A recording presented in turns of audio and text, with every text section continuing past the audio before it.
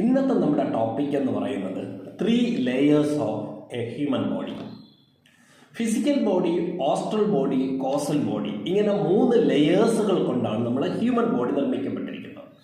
Physical body അഥവാ സ്ഥൂല ശരീരം ഒരാളിനെ ഫിസിക്കലി റെപ്രസെന്റ് ചെയ്യുന്ന, ഒരാളിനെ കണ്ടാൽ തിരിച്ചറിയുന്നത്, ഐഡന്റിഫൈ ചെയ്യുന്നതാണ് ഫിസിക്കൽ ബോഡി എന്ന് പറയുന്നത്. ഇപ്പോൾ ഫോർ എക്സാമ്പിൾ, ഞാൻ എന്നെ കാണുമ്പോഴേക്കും ആൾക്കാർ ഡോക്ടർ അജയൻ ജെയിംസ് പോകുന്നു, അതല്ലെങ്കിൽ പറയുന്നതാണ് അജയൻ സാറ് പോകുന്നു, അല്ലെങ്കിൽ ഡോക്ടർ അജയൻ പോകുന്നു, എന്നെ അറിയാവുന്ന ആൾക്കാരാണ് റെപ്രസെന്റ് ചെയ്യുന്നത്. That is physical body. Second one is astral body. Astral body നമുക്ക് കാണാൻ പറ്റത്തില്ല, ഇന്നർ ബോഡിയാണ്.